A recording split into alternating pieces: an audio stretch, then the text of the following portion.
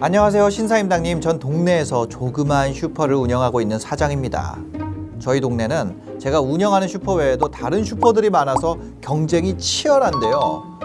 저희 가게는 다른 곳들에 비해 훨씬 저렴한 가격과 1+1 더 마케팅이 장점입니다. 싼 가격 덕에 저희 가게는 늘 손님들로 북적였고 멀리 옆 동네 손님들이 찾아와서 물건을 살 만큼 잘 나가는 가게였답니다. 그러다 보니 동네 다른 가게들이 저희 가게를 견제하는 일이 많았는데요. 라이벌 가게들 등살에 똑같은 물건인데도 도매상이 저희 가게만 웃돈을 붙여 팔거나 경쟁 가게의 지인들이 불매 운동까지 하기도 했었습니다. 상인회에서는 회비를 더 내라고 압박도 했고요. 하지만 얼마 전 마을에 큰 독감이 퍼진 뒤론 저희 가게를 견제하던 사람들도 하나둘 견제를 멈추고 지금은 조용하기만 한데요. 전 갑작스러운 이 상황이 혼란스럽기만 합니다. 신사임당님, 이게 대체 어떻게 된 거죠? 이상한데? 아니, 반덤핑이라니. 수입 규제합니다. 사연으로 알아보는 통상 핫이슈, 통상담소 MC 신사임당입니다. 제 어색한 연기와 복장으로 오늘 주제에 대한 힌트를 드려봤는데요. 혹시 정답 아시는 분 있을까요? 공항에서 국경을 지키는 공항 보안요원처럼 자국의 경제를 지키기 위한 통상조치. 오늘의 주제는 바로 2021 수입 규제 동향입니다. 오늘은 상반기의 수입 규제 동향을 바탕으로 올 한 해 통상계 흐름은 어떻게 바뀌어 왔는지 알아볼 텐데요. 올해 상반기의 통상계는 어땠는지, 그리고 다가올 내년은 어떨지 지금부터 저와 함께 살펴보시죠. 2021년 상반기 수입 규제 동향을 알아보기 전에 수입 규제가 뭔지부터 알아야겠죠. 먼저 수입 규제란 공정 경쟁이나 자국 산업의 보호를 위해 수입되는 재화를 제한 또는 감소시키기 위해 부과하는 다양한 관세 및 비관세 장벽을 포괄적으로 지칭하는 개념입니다. 수입 규제 시 주로 사용하는 조치는 반덤핑, 상계관세, 긴급 수입 제한 조치가 있습니다.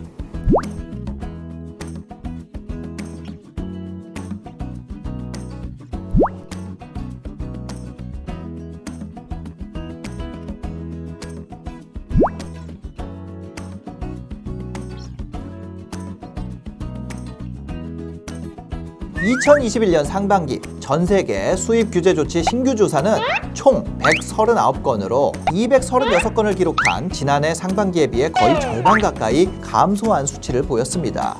철강 및 금속 제품에 대한 신규 조사 건수가 40건으로 가장 많은 수를 차지했지만 지난해 111건에 비해선 거의 3분의 1 수준으로 줄어들었고요. 신규 조사에서 차지하는 비중도 30% 미만으로 크게 축소했습니다. 특히 선진국에 포함되는 미국과 호주, 캐나다에 관한 신규 조사가 큰 폭으로 줄었는데요. 특히 철강 분야 최대 제소국인 미국, 이 미국에서 올해 상반기 동안 단 한 건의 신규 조사도 개시하지 않았습니다. 지난해 2020년이죠. 미국이 철강 및 금속 제품에 대해 총 61건의 조사를 개시했던 점을 생각하면 신규 조사가 정말 대폭으로 감소한 거죠. 2021년 상반기 수입 규제 신규 조사 동향을 훑어봤는데요. 올해 상반기 동안 수입 규제 신규 조사가 크게 감소한 이유, 핵심적인 감소 배경 딱 6가지만 오늘 소개해드리겠습니다. 수입 규제 신규 조사 감소 배경, 첫 번째는 교역 침체에 따른 수입 규제 활용 감소입니다. 수입 규제 판정을 내릴 때는 대개 신규 조사가 개시된 때를 기점으로 1년에서 3년 전 수입을 바탕으로 수입 규제 판정을 내리는데요. 보조금과 낮은 상품 가격 등으로 취한 불공정한 무역에 대한 규제를 하는 것이 수입 규제 조치인데요. 전반적으로 수입이 감소하면 제소국의 산업 피해도 줄어들기 때문에 수입 규제 조사 개시 자체도 줄어들게 되는 거죠. 2019년부터 2021년까지 코로나19라는 재난으로 전 세계 수입이 감소세로 반전되었고 자연스럽게 신규 조사 건수도 줄어들게 된 겁니다. 두 번째 배경은 철강과 금속의 수입 규제 완화입니다. 앞서 말씀드렸다시피 철강과 금속에 대한 신규 조사가 지난해 상반기 111건에서 올해 상반기에 40건으로 3분의 1 수준으로 줄어들었는데요. 최근 철강 시황 호조로 인한 미국의 주요 철강사의 영업이익이 상승했기 때문에 신규 조사를 개시할 이유가 줄어들었다는 점을 그 이유로 추정하고 있습니다.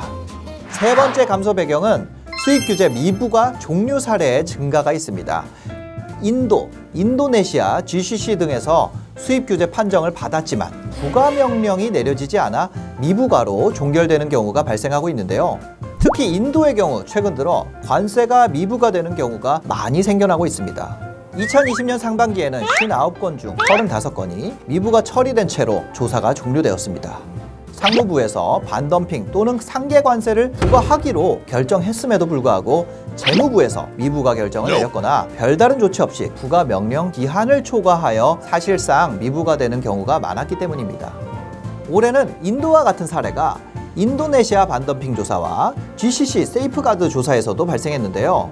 이렇게 최종 판정이 번복되는 사례가 발생하면서 제소자들의 신규 제소 유인이 줄어든 것이 아닌가 추정됩니다. 네 번째, 수입 규제 신규 조사 감소 배경은 각국의 행정력 부담 가중이 있습니다. 전 세계 수입 규제 신규 조사 건수는 2018년 286건, 2019년 287건, 2020년 446건으로 꾸준한 증가세를 보였었는데요. 하지만 2019년에 발발한 코로나19 대책에 행정 인력을 배치하면서 신규 조사가 행정에 큰 부담으로 다가오게 됐습니다. 한마디로 신규 조사를 개시하기엔 시간적, 인력적으로 여력이 부족하게 된 거죠. 다섯 번째 감소 배경도 코로나19로 인한 산업 피해 구별의 어려움입니다. 수입 규제 긍정 판정을 이끌어내기 위해선 반덤핑, 상계 관세와 산업 피해 간의 인과관계를 수치적으로 밝혀내야 하는데요. 코로나 시국이 장기화됨에 따라 전 세계 산업 전반이 큰 피해를 보게 됐잖아요. 그래서 각국의 산업 피해가 불법 보조금으로 인한 건지 코로나19로 인한 건지를 구별하기 어려운 상황이 왔습니다. 그래서 자연스럽게 신규 조사 개시 건수도 줄어들게 된 거죠. 2021년 상반기 수입 규제 신규 조사 건수 감소 배경 마지막은 바로 공급망 타격에 대한 우려가 있습니다. 코로나19로 인해 주요 자원의 공급망인 중국, 베트남, 인도 등의 자원 생산에 큰 차질을 빚었는데요. 그로 인해 일부 선진국들은 대체 국가에서 자원을 수입하면서 추가적인 관세 부담을 지게 됐습니다. 특히 원료를 수송, 재가공해서 판매하는 다운스트림 산업 종사자의 경우 추가 관세로 인한 원재료 비용 상승으로 부담이 커지고 있는 상황이고요. 그 여파로 물가 상승이 지속되면서 소비자들에게까지 부담이 누적되고 있는 상황이라 쉽사리 수입 규제를 하지 못하면서 신규 조사 개시건도 줄어들고 있는 거죠. 지금까지 전 세계의 수입 규제 동향을 살펴봤는데요. 이젠 조금 더 좁혀서 우리나라에 대한 수입 규제 동향을 살펴보겠습니다. 대한국 수입 규제는 9건으로 지난해 동기 16건에 비해 감소한 편이지만 중국 34건, 러시아 10건, 그 다음으로 많았습니다. 주목할 만한 점은 우리나라를 상대로 수입 규제를 주로 개시했던 미국의 신규 조사는 올해 상반기에 전무했던 반면 터키의 신규 조사 개시 건수가 9건 중 무려 3건을 차지한다는 점입니다.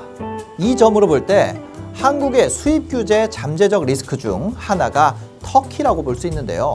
말씀드렸던 신규 조사 건수 외에도 올해 터키는 10건의 신규 조사를 개시했습니다. 그 중에서 30%, 무려 3분의 1이 한국이 타깃인 신규 조사였습니다.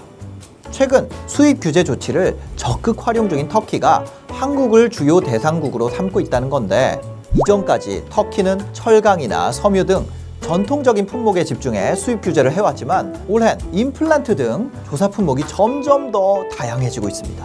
또 터키는 한국의 대터키 수출 증가가 눈에 띄는 품목을 주로 제소하고 있다는 것도 더 위협적인 점 중에 하나입니다. 이런 잠재 리스크로 볼 때 터키에 대한 공격적인 수출은 당분간 큰 주의가 필요할 것 같습니다.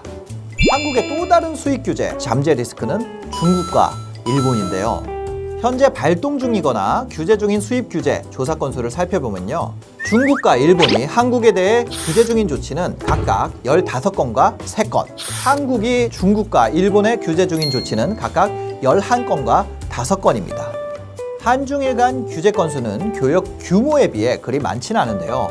그래서 아직은 큰 리스크가 없지만 수입 규제를 적극 활용하지 않았던 일본이 미국, EU에서 상계관세 제도와 조사 노하우를 전수받을 계획을 가지고 있고, 우리나라 석유화학 최대 수출 대상국인 중국이 석유화학 자급률 제고에 나서면서 화학 및 플라스틱, 고무 등 석유화학 제품에 대한 조사가 활발히 이루어지고 있습니다. 이런 면들로 볼 때 장기적으로 한중일 무역 관계에서 수입 규제 리스크가 일어날 확률이 매우 높아 보입니다.